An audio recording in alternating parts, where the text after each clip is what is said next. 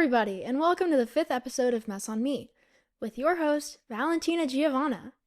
Why I said it like that. Anyway, welcome back to Yap City, y'all. Today we're going to be discussing what are we going to be discussing? I've decided from now on I'm just going to start filming whenever I feel like it and yap, because I kind of hate posting on TikTok now, I've noticed, and I think it's because I'm always limited to 3 minutes. Not only that, the videos flop because, ever since the algorithm changed, everything's just like low-key shadow banned. And unfortunately, everything that I post is not like beauty guru stuff. It's like the government is out to get you. Don't trust the government. I need to stop. Yeah, anyway, we're going to be discussing something that I've kind of made connections to. The whole idea we're discussing today is anti-intellectualism. Now, a lot of people think that it's just some woke thing that people have come up with, and they're just like, oh, like anti-intellectualism, who actually cares? I've written about this on Substack before, and the whole idea is how anti-intellectualism just generally brings down the population to make you stop questioning higher authorities, because whenever you can't rely on your own judgment, you start to rely on whatever is most popular, and that is why democracy thrives off of stupidity, is because democracy directly kills critical thinking. It's actually something that Socrates stated, and ironically, he was killed by a democratic vote, so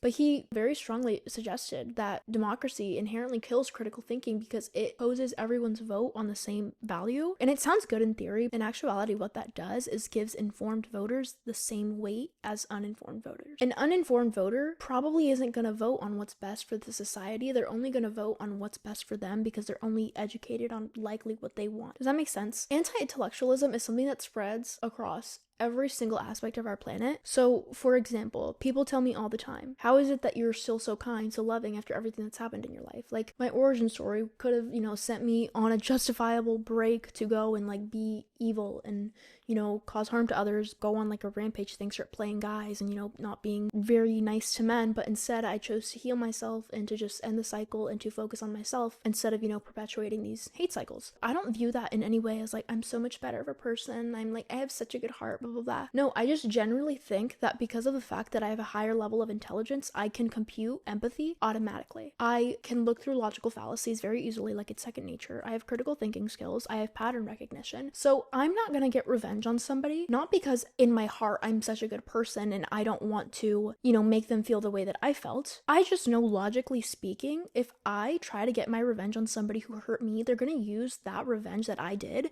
to justify their actions of why they hurt me. So the best thing that I can do is pray for them, wish them the best, and walk away. Because in the long run, they're going to be able to see, oh, why did I act that way? Now I look dumb because they didn't even stoop to my level. And not only that, I'm trying to hold up a mirror to you so that you can see who you actually are.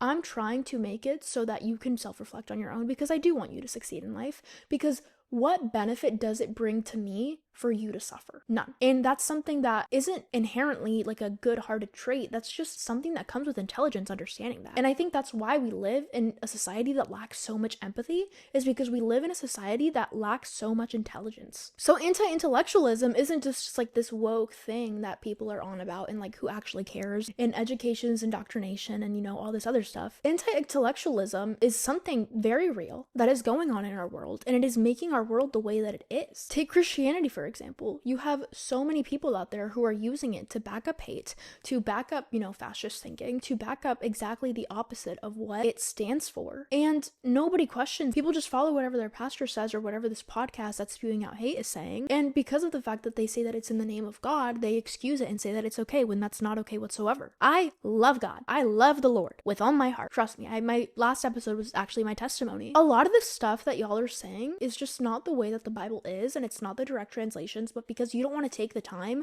to go through and actually check what it is and why things are set up a certain way, you're just going to hear the first thing that aligns with your viewpoint. And another major point within anti-intellectualism that goes along with pattern recognition, with all this stuff that I just said, empathy in general is a huge, huge sign of intelligence. And people really forget that, I think, and that's why you can never have somebody be performatively intelligent, in my opinion.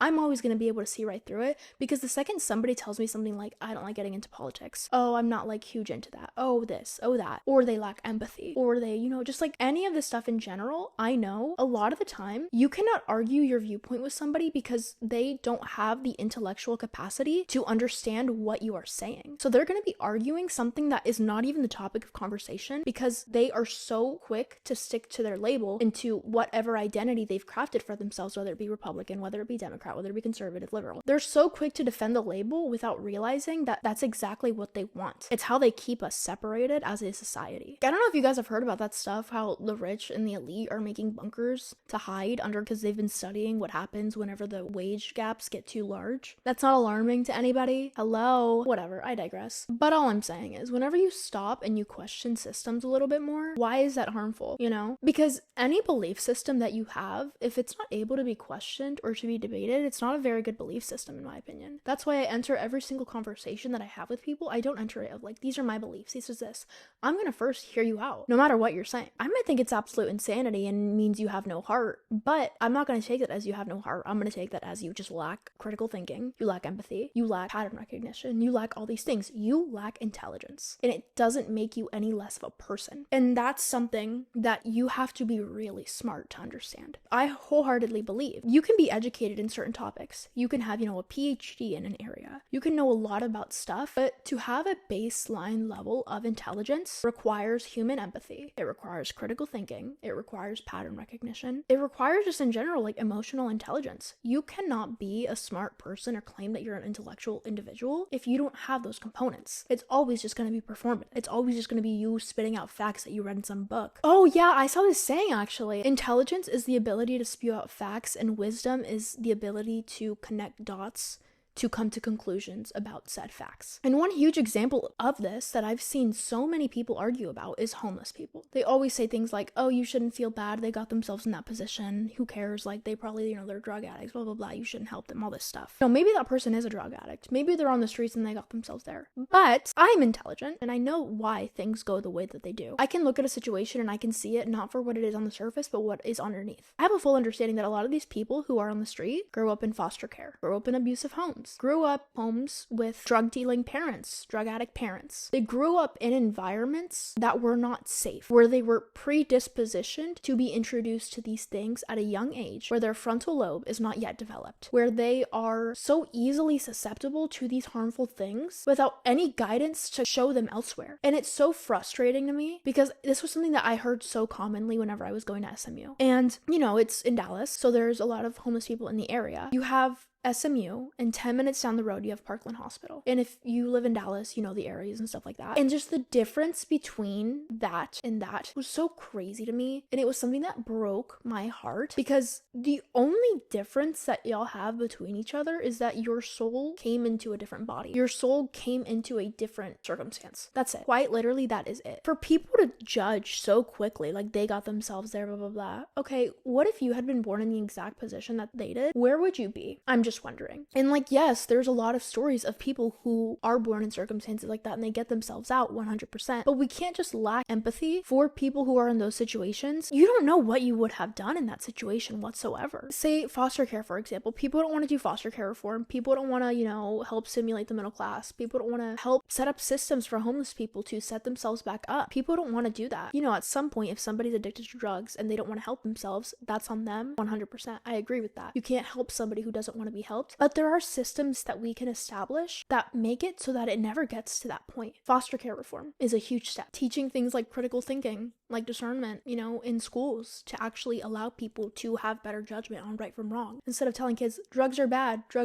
how about we have systems in place to explain why these things happen? Because I think that's a lot of the time what we do in society. We tell people, you shouldn't do this, but we don't tell them the why. So while it is good advice, people without a full understanding of why, they're going to turn around and they're going to rebel against it because it's human nature. So you have to be able to explain deeply things of why people should do certain stuff. For example, I remember growing up, purity culture was a huge thing. And I, at 15, 16, I've always just been weird about touch, so I never got into that stuff because I'm autistic. I just never really did. But I would make jokes about it. And honestly, if I wasn't autistic, I probably would have fell into that same trap of going and sleeping around with guys and doing all this stuff just because I thought it didn't matter. Who cares? It's just a patriarchal system trying to control you. No. Okay. I just got a purity ring. I recently decided that I'm going to be waiting for marriage again. And you would have told me that at 16, 17, I would have said you're crazy. If you would have told me that a year ago, actually, I would have said you're crazy. Now that I've done my research, I've read the Bible for myself, I've used my own spiritual discernment, I've really established a connection with God, I've come to a full understanding that all of the abusive cycles led in my life are because of the fact that my nervous system so easily attaches to men whenever I have sex with them. So for me, it's not like purity culture, I need to stay pure for my future husband. No, for me, it's whenever I do that act with somebody, I'm already extremely susceptible to abusive dynamics because I have a naive and trusting nature with autism. I have a really heightened sense of empathy. I have a freezer fawn trauma response. If I would have had this explained to me, hey, guys energetically can suck the life out of you. They can make you lose your mind. Not saying that, everything is like that. When you are that young, you see it as, oh, this is fun, I want to do it. Having this whole narrative of forcing it upon girls that you need to stay clean for your husband is just so bad. But the act of waiting until marriage itself is not bad. Because one, this whole idea of nobody's going to want to marry you if you do that, all this other stuff, I wouldn't want to marry that man anyway. So why is this such a difficult concept to grasp? Does that make sense? What happens whenever two individuals, that's a soul tie, one, and two, men store trauma in the wombs of the women that they have sex with. So if you are starting to, have sex with a guy and you feel tired, you feel lethargic, you feel like the life is being drained out of you, I can guarantee it's probably because you are having sex with a guy who hasn't done internal work, who hasn't done any self-reflection, whose nervous system is all types of crazy. Because as human beings, we operate through co-regulation, and this is backed by neuroscience. You can look into it. Just in general, having sex with somebody you don't even know the shower routine of is insane to me. Not only that, but whenever you have sex in large quantities and you watch things like porn and all this other stuff, it quite literally fries your brain. We were not wired to be seeing these many baddies and stuff every day. The human mind is not wired to process so much stuff at once. So when you're throwing all this brain junk at it, it's gonna be impossible to succeed in life and to make sound decisions. All of your decisions are gonna be made from your unconscious womb. Promiscuity, sexuality, all this stuff. It's not something that's empowering. That's something that's deep rooted in trauma within childhood that makes you seek validation that way. And that's just a psychological fact. And I know this because I was that way. I used to look at my appearance so heavily.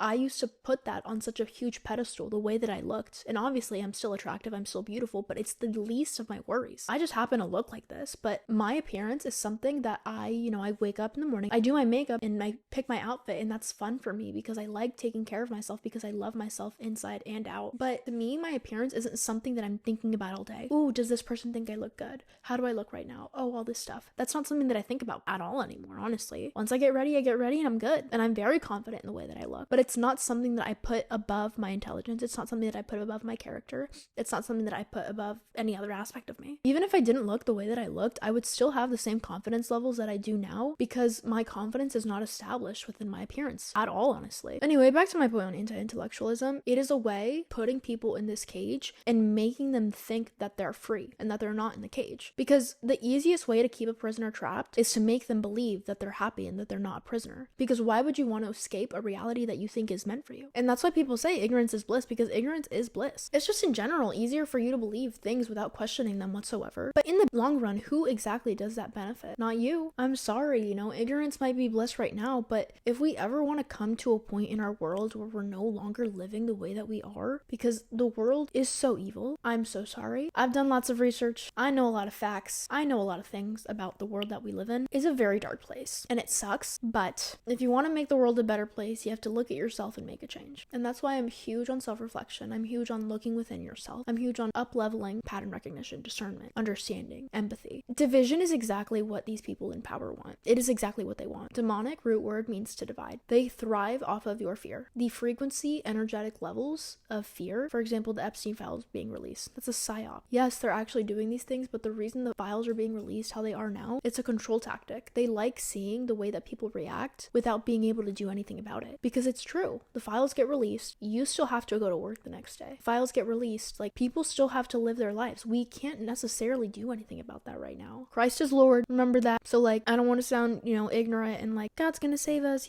but I can tell you, right in those moments, whenever you feel hopeless, sit down, pray. I've been there, trust me. I was on the edge of psychosis.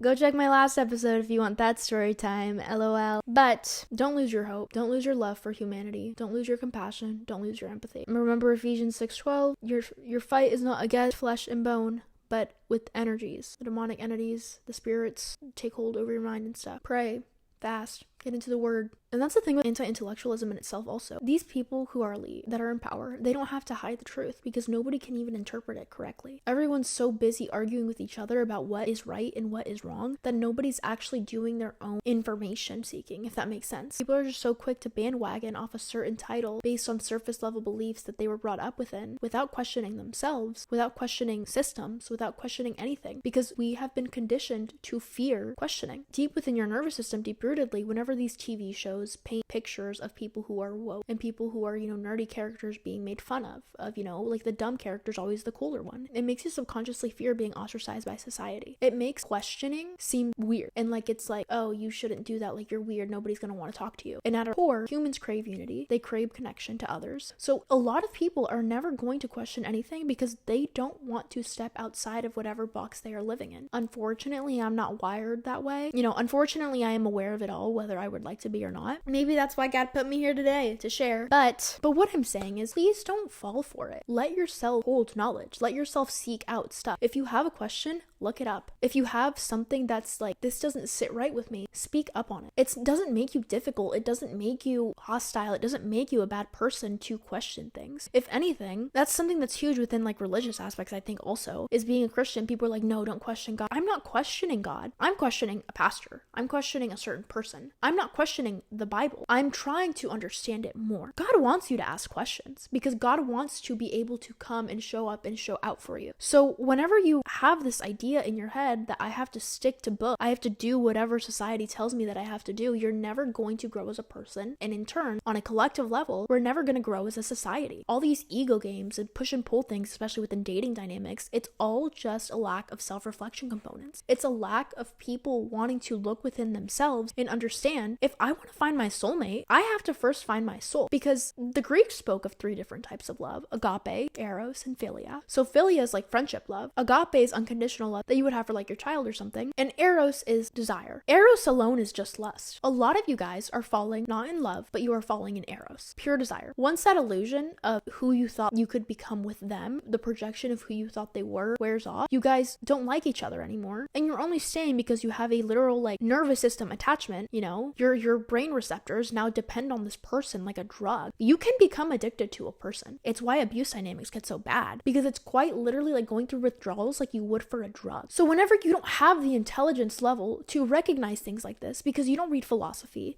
you don't read psychology books, you don't read books in general, you don't go out and observe the world from a different perspective every now and then, you don't question systems, you don't question things, so you don't have an understanding of this, you don't know the way people operate, you don't know the psychology behind why people do what they do, so you see everything on this surface level, and then you blame others for the fact that you lack intelligence, and turn around and spread even more hate cycles, when in reality, if we just all were a little bit smarter, none of this stuff would be happening. In order to find healthy love that actually is going to play out correctly, you need to have all 3 of those components intertwined. Because 1 Corinthians 13, love is not a feeling, love is action. You can feel love towards somebody and you can feel care towards somebody, but it's not just about that. Because like I said, feeling desire, that is just eros, which is lust. If you don't have that alignment within the friendship component of philia, and you don't have that unconditional forgiveness, that unconditional understanding. And that's the thing with agape, is you can't give unconditional love if you haven't met yourself, because you cannot give unconditional love to others if you don't have unconditional love for yourself. And you honestly cannot have unconditional love for yourself without having a connection to God. I am a firm believer in that, because I was a very confident person. I loved myself a lot, but I did not have unconditional love for myself, not unconditional understanding for myself. And that it's something that through a relationship with God, that directly gives you, and it makes you a better person, because whenever you operate from this baseline love for yourself, you can operate from this baseline love for others. And it's not performative. It's not something that you have to go out of your way to make yourself look a certain way so that you seem like a good person. A lot of y'all are too focused on looking like a good person rather than being a good person. So you lack self-reflection. You lack understanding. You project these negative realities of who you think people are, when in reality, you're just insecure, and that's okay. Most of the human population is. I know I was for a while there. I would project certain realities, but that's just not how how the world works, and if you want to live a successful life, if you want to be somebody who can make an impact, make a change, you have to do that. And it's very isolating. It kind of sucks. I can't lie. Well, I can't be around a lot of people anymore because of the fact that I can see through everyone's delusions. I'm a delusion killer. I might make a joke, but I'll never tell a lie, unfortunately. So if my friends come to me, oh, this guy and I, blah, blah, blah, I can immediately see in 3 seconds, this is how this is going to end. But I can't say anything unless I know that person, understanding of that, which is why I can't surround myself with people who aren't self-aware. And unfortunately, in the society that we live in, there is not a lot of people who are self-aware, let alone at 21. I'm just saying. And that's also why dating is so difficult for me, because one, emotional intelligence, critical thinking, understanding, all these components, but also I am huge on my faith. I need confirmation from God. I could have all 3 of these components of eros, philia, agape. I could have confirmation from God. I could have every single thing, but if this person has not yet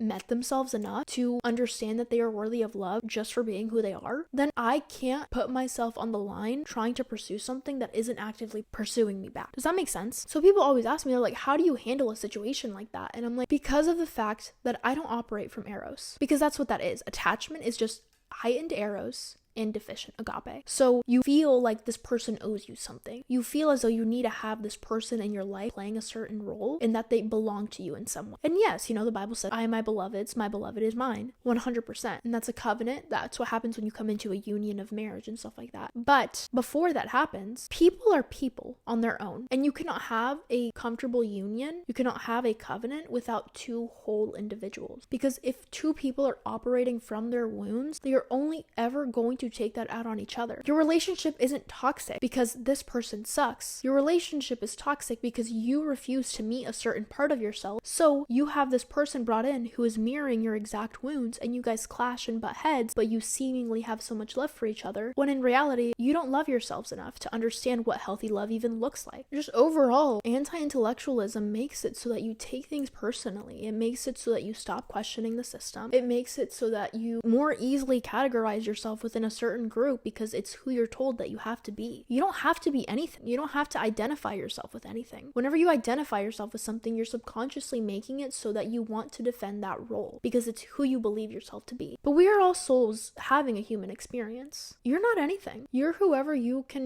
create yourself to be. Ask God for guidance. What is my highest path? What is best for me to do that is in your will? And have confirmation on that. And I promise you, you will be so successful when you wait on God's guidance. Not only that, but anti-intellectualism makes it so that you don't love yourself. The smarter you are, the more self-aware you become, right? The more self-aware you become, the more you're able to highlight your good qualities. If you think that you're self-aware, but in reality, all you're doing is nitpicking everything that you think is wrong with you, you're not self-aware. You don't like yourself. I know personally, I for so long, even up until recently, looked at healing like something that was a reward system, and that if I, got through all this healing stuff, I would eventually find love that was unconditional at the end. But I can't find that outside of myself. I can only find that within and with God. When you lack this ability, when you fall into this trap that, sin is fundamental brokenness, when you fall into this trap of like, everything is your own fault, yeah, we have free will, we make our own decisions, but there is nuance within that. And even there, the understanding of nuance is directly correlated with critical thinking. So if you lack nuance and you lack that understanding, it's going to be so hard for you to love yourself because you can't understand that you can make mistakes without it fundamentally making you less of a person. You can't understand that whenever somebody comes to you and wants to give you advice, they're not saying that you suck as a person. You don't have to take that personally. Whenever somebody does something to wrong you, you don't have to take that personally. It makes it so that you don't like yourself. You're unable to like others as much. And then the whole world becomes a whole negative place through your viewpoint in general, because you just don't have an understanding of nuance. And that's why you're so quick to fight with other people. You're so quick to defend your label. You're so quick to do all of these things that make society more stagnant. Anti-intellectualism is so much of a bigger issue than people realize. Quite literally the root of all the fundamental brokenness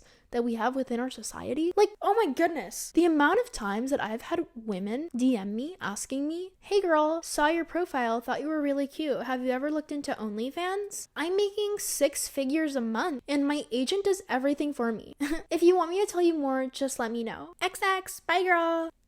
Absolutely not. Thank the Lord that I have discernment, that I have judgment, that I have enough critical thinking, that I have enough emotional intelligence to understand that that is not a good decision, and that no amount of money is worth that. And that if I were to want money that badly, that's an ego projection wound from childhood, making it that I'm baseline not worthy of unconditional love. So I'm seeking out validation through things like money, followers, fame, all of this stuff that is never going to fill the hole that I have within from not loving myself and not loving God. That's it. That is what that is. The sex work industry is not empowering. Just because you become your own oppressor does not mean that you're not being oppressed. I saw this analogy used the other day, and it said, if people who are gay, conversion therapy was a huge thing back in the day. If people who are gay, who still have that deep internalized shame for being gay, were like, no, I want to go to the conversion therapy. I want to go be abused so that I can stop being this way. When it's just how they're born. Do you not understand that? Just because you are your own oppressor does not mean that you are not being oppressed. That is a childhood wound that stems from internalized shame that makes it so you think that you need money. And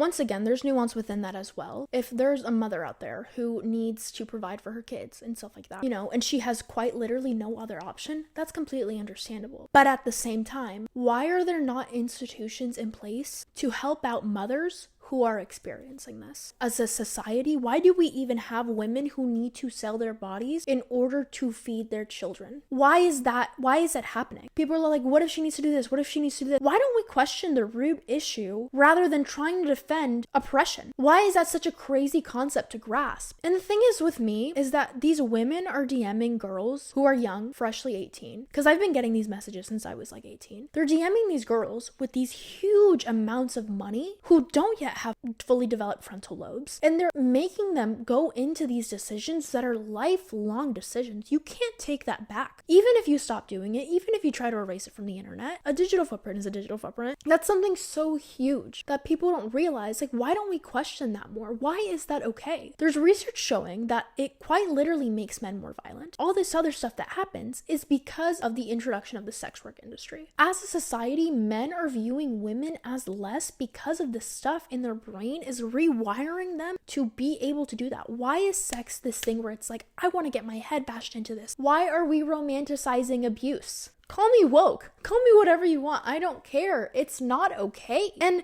for people to normalize something, just because something is normalized doesn't mean that it's okay. We all have an understanding of that, right? Racism used to be normalized. Does that mean it's okay? Absolutely not. Slavery was normalized. Did that mean that it was okay? Absolutely not. So why aren't we questioning these systems more? Why is it woke? Why is it all this stuff? Like, I don't think myself to be a better person. I don't think myself to be like, I just have a heart of gold. No, I'm just smarter. I'm just have a more educated mind. That's it. I'm not a better person than anybody. I just have access to more information. That is it. Plain and simple. Anybody who virtue signals, who's like, I'm such a good person, I'm this, I'm that is performative. I'll make jokes like, I'm just such a good person, blah, blah, blah. But they're just jokes. I don't fundamentally think that I'm better than anybody else. I make mistakes. I do dumb shit. But because I have pattern recognition, I can recognize when a mistake is about to be made, and I can use my discernment to be like, you know what? Never mind. I'm not going to do that. Not because I have a better heart than you. Not because on a soul level I'm better than you as a person. I just have more access to information. I've gone through this cycle before, and I don't want to repeat the cycle. That's it. No one's better than anybody else. People just have different levels of intelligence, and that's what's wrong with our society. And that's the thing, is that once you go deep enough into stuff, you realize everything connects. Nothing is ever not that deep. And it all leads back to the same place. Anti-intellectualism as a means of separation because demonic agendas are being pushed. Christ is Lord. Thank you. Moral of the story. I want you to walk away today wanting to learn more. Stop doom scrolling. I actually hate posting on TikTok now. I just hate opening the app. I'm sorry. That's why I started focusing more on my podcast and stuff, because it allows me to more freely, be verbose, I guess. Open a book. And I don't mean smut, okay? I'm sorry. I'm not trying to shame anybody. I'm happy that people are reading more, and that's a good way to start so that you can fix your attention span 100%. But it still kills your dopamine receptors because it makes it so that you imagine these certain thoughts and the spirit of less is coming inside of you, and that also separates you because it makes you view people as blank. Unfortunately, everything is that deep, okay? I'm so sorry. Rebuke that lustful nature in the name of the Lord, and you will have such a better life, okay? I'm not trying to sound pretentious, I promise. I literally just, went through every type of abuse that you could imagine, and now we're here. Now we're waiting for marriage, so yay! Go watch my testimony if you haven't already. It's a good one. It's a crazy one. Yeah. For an autistic, logical mind like myself to be a diehard Christian, just saying. To finish off my sentiments, we would be a much better world if people were smarter. It has nothing to do with love and with hearts, because unfortunately, everybody is right within their own reality and their own projection. You cannot convince somebody who believes genuinely that they are a good person and that they have a good heart, that they are a bad person, because from their perspective, what they're doing is good. That's the thing, is that people don't realize that. Everyone lives life through their own viewpoint. So whenever you come into a conversation trying to make somebody seem like something they're not, which, to you, racism might seem bad. I think racism is so bad. Don't get me wrong, 100%. But whenever somebody is brought up under the guise of like, this is a certain way, look at this data, whenever somebody is fed certain information without the whole picture, they probably genuinely believe this certain way. It's a lacking of intelligence. So stop viewing people through these negative perceptions. Stop trying to make people out to be bad people, and go in with love and compassion. Go in trying to teach without trying to push. Does that make sense? You're never going to change somebody's mind without operating from love. You're never going to make somebody who doesn't understand something by being rude to them. If your empathy stops at a political party, you're not the person that you think you are. What you are is virtue signaling. You're aligning with a certain set of beliefs because you believe that it makes you look like a better person subconsciously. And that's not necessarily a bad thing, but you have to understand that all of these people are operating through the information and the lens that they have been fed.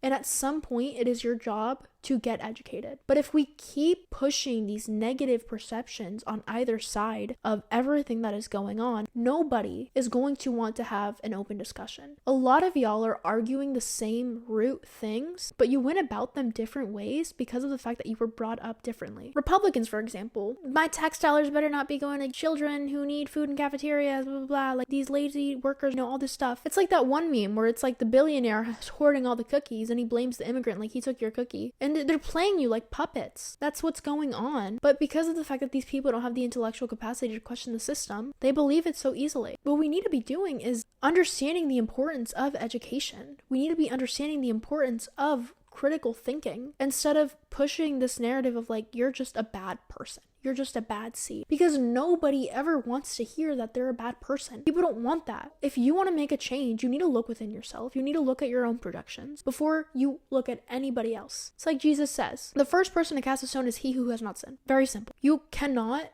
go around judging people for what they're doing if you yourself can't take accountability for your own mistakes in your life and the projections that you have been leading. Thank you guys for listening and watching if you're on YouTube. I'm going to try to make this quick because my camera's about to die. So please like and subscribe on everything. All my links, Valentina Giova and Mess on Me podcast on all social platforms. Illy girl, love you. Goodbye.